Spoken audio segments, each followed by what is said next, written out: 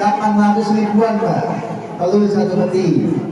Kemudian kemarin cabai itu pernah sampai dengan harga 500 ribu per kilo.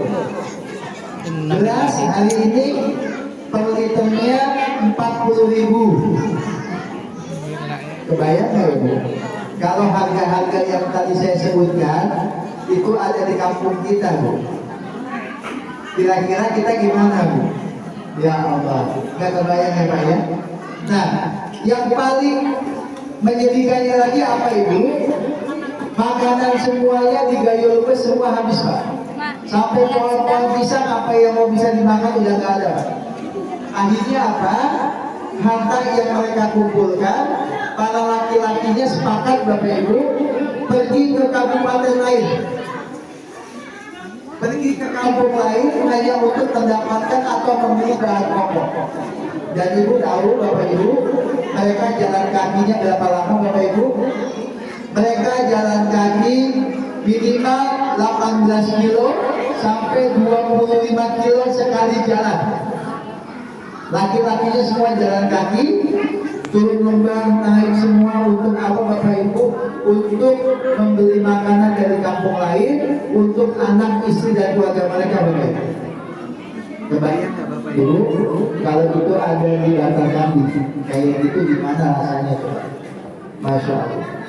Nah, pesan yang ingin saya sampaikan Bapak Ibu ada dua dari kejadian ini. Satu Bapak Ibu, ya, tidak ada satupun teknologi yang bisa menghalangi datangnya musibah Bapak Ibu. Betul? Betul. Nggak ada alat canggih kayak apapun Bapak Ibu yang bisa menghalangi musibah. Kalau kata Allah kampung ini akan dapat musibah, musibah datang di kampung ini. Nah, ya. Apa pesannya Bapak Ibu? Allah punya janji. Allah punya janji Bapak Ibu. Barang siapa yang bersedekah, aku jauhkan dari musibah. Kalau satu orang dulu. Kalau satu keluarga bersedekah, satu keluarga itu dilindungi dari musibah. Kalau satu kampung bersedekah, satu kampung dijauhkan dari musibah. Itulah kata Ustaz Muhammadiyah. Walau Ustaz, saya nggak tahu. Tapi yang pada ikut kampung sedekah, yang ikut bersedekah, ya itu semua wilayahnya aman. Kalaupun banjir ya cuma banjir numpang lewat. Nggak ada keluarganya yang meninggal. Masya Allah. Tuh Bapak Ibu, ya. Makanya saya titip Bapak Ibu, ya. Niat kita, tujuan kita bikin kampung sedekah hari ini semata-mata karena Allah, ya. Kita hanya ingin menjadikan sedekah itu kebiasaan harian. Tujuannya agar apa? Agar Allah melindungi diri kita, Allah menjaga keluarga kita, Allah juga menjaga kampung kita Bapak Ibu. Makanya saya titip Bapak Ibu, ayo jagain kampung kita dari musibah. Apa itu? Sedekah. Lewat sedekah. Ya, berapapun rezeki yang Allah kasih, apapun bentuk rezekinya yang Allah kasih, Bismillah ya Allah, aku akan sisihkan.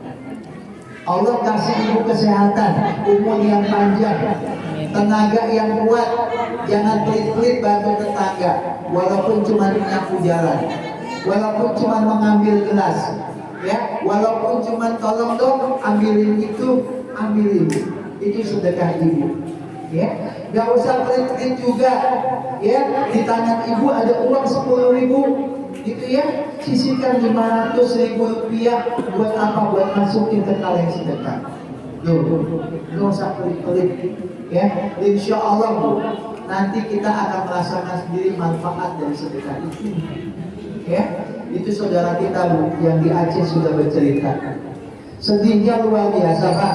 Bahkan beliau sampai bilang begini, demi Allah Ustaz, dia bilang, kalau mungkin kalau saya boleh membandingkan dengan Palestina, mungkin kami sama susahnya Pak hari ini dengan Palestina. Nyari makan susahnya luar biasa, gelap-gelapan, nggak ada lampu, nggak ada internet Bapak Ibu, ya, nggak ada pakaian sama sekali karena ini ya Bapak Ibu. Ya, yang membedakan apa? Bedanya Palestina dibom, kami nggak dibom. Iya betul. Itu aja bedanya. Iya betul.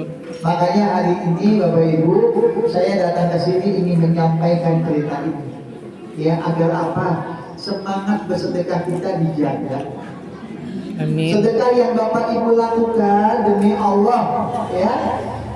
Kalau bicara dunia Bapak Ibu, nggak ada untung-untungnya buat petugas-petugas ini, nggak ada, mereka nggak dibayar.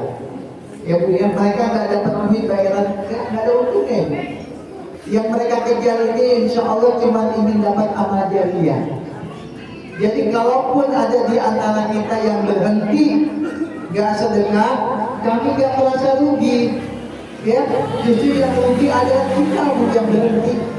Gitu, kita yang rugi yang berhenti. Ruginya apa?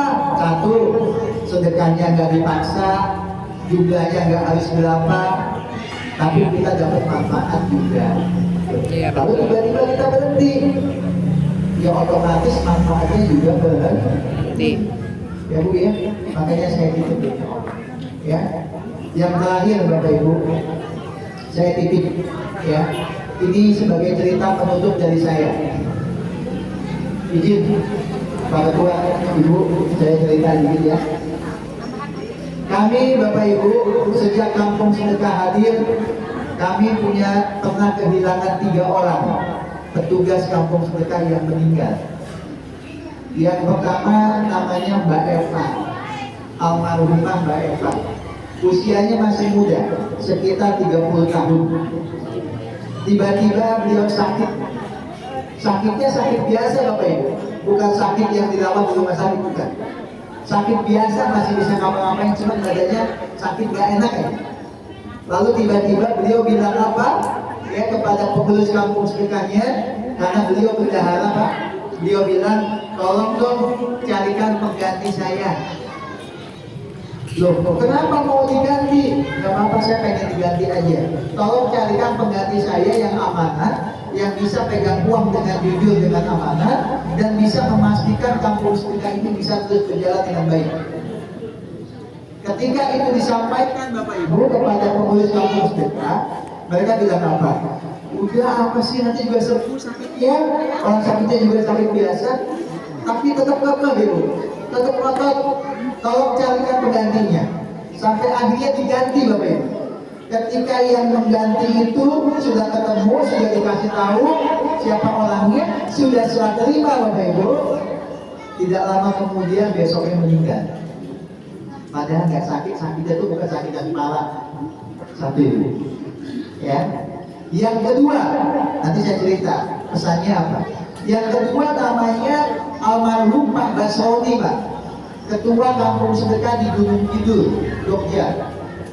Sejak beliau jadi ketua kampung sedekah, 3 bulan kemudian Ibu, beliau meninggal. Ketika beliau meninggal di rumah sakit, detik-detik terakhir beliau mau meninggal, ada amanah yang disampaikan kepada kakaknya. Saya tahunya dari mana?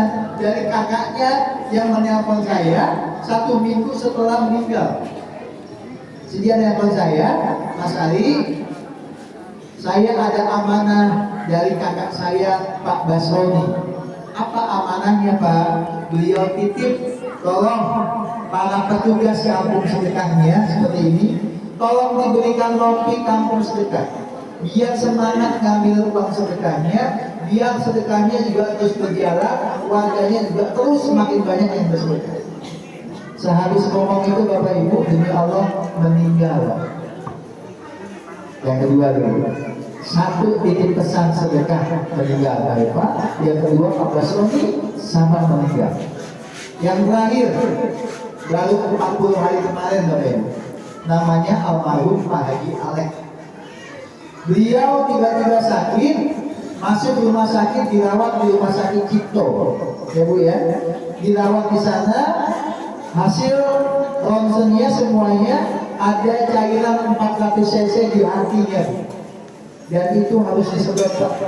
Cairan itu nggak bisa dikeluarkan lewat keringat atau air kencing, nggak bisa, harus disedot. 4 dokter rumah sakit itu rapat memutuskan hari Rabu harus operasi.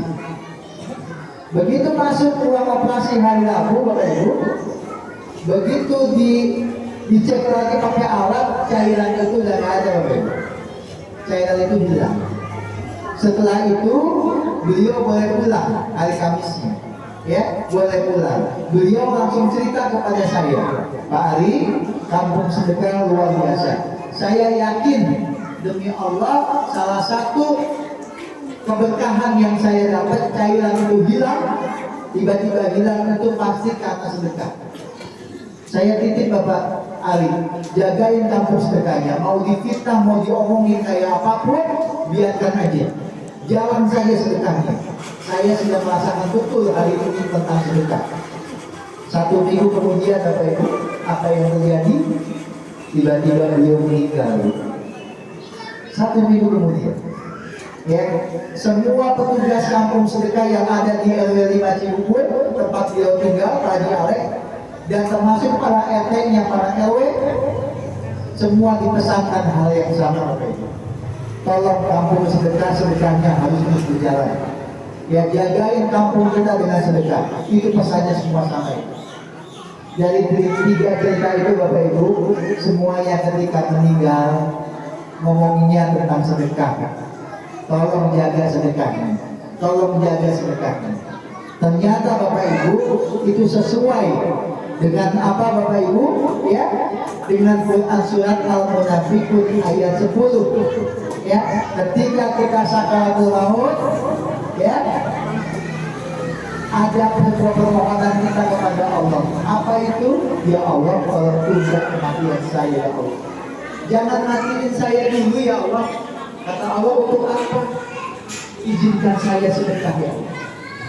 Tuh, 3 orang tadi semuanya ngomongin sedekah. Ya, ini Masya Allah, ya, sebuah pesan buat kita semua dan perlu saya sampaikan ke Bapak dan Ibu yang hari ini menjadi bagian dari kampung sedekah. Ayo Bapak Ibu, jagain, ya, jagain kampung kita dengan sedekahnya. Ya, karena ini bekal yang akan kita bawa. Mau ibu kaya, mau dalam keadaan kurang, ibu muda, ya, ataupun sudah tua, semuanya ketika mati mintanya ke Allah, ya Allah, tolong tunda kematian saya, ya Allah. Saya ingin jadi orang-orang yang mau bersedekah, ya Allah. Saya ingin mau bersedekah yang banyak, ya Allah, dari harta saya, ya Allah. Tapi semua udah telat, Bapak Ibu. Kalau udah sakaratul maut, percuma. Apalagi, ya, mohon maaf Bapak Ibu, ya, hari ini sekarang sudah akhir zaman. Musibah udah di mana-mana, Bapak Ibu.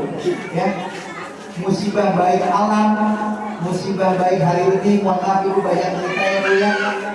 Anak usia 13 tahun, anak SD bunuh ibunya. Tahu beritanya Ibu? Ibu kebayang Ibu, anak SD, anak yang pendiam, anak yang pintar, gara-gara melihat ibunya berantem sama kakaknya, nggak terima kakaknya dimarahin, ibunya ditusuk 20 tusukan Ibu. Dan belum yang lain-lainnya Ibu. Artinya apa Ibu? Yang namanya akhir zaman itu apa nanti ada Pak? Ya. Artinya apa? Tinggal tempat kita bergantung adalah Allah. Ikhtiar kita salah satunya dengan sedekah. Yang kedua, jaga sholat kita. Ya Pak ya, saya titip ini, jaga sholatnya. Sebisa mungkin, walaupun telat nggak apa-apa. Yang penting jangan sampai nggak sholat. Ya Bu ya. Ya. Satu lagi apa Ibu? Al-Quran Pak. Tolong dibaca Al-Qurannya. Ya Bu ya. Jangan cuma Al-Quran dibaca setiap malam Jumat. Hanya yasinan saja yang dibaca. Jangan Ibu, ya, baca semuanya. Ibu buka, ya, surat Al-Rum, nggak apa-apa, tapi baca artinya. Itu Allah yang suka Ibu. Ya, kenapa Ibu perlu biasakan Al-Quran? Ya Bu ya, saya mau kasih bayangan Ibu. Al-Quran turunnya di mana Ibu? Mekah dan sebagian di Madinah. Ibu lihat hari ini Bapak Ibu, Mekah dan Madinah berkah tidak Ibu?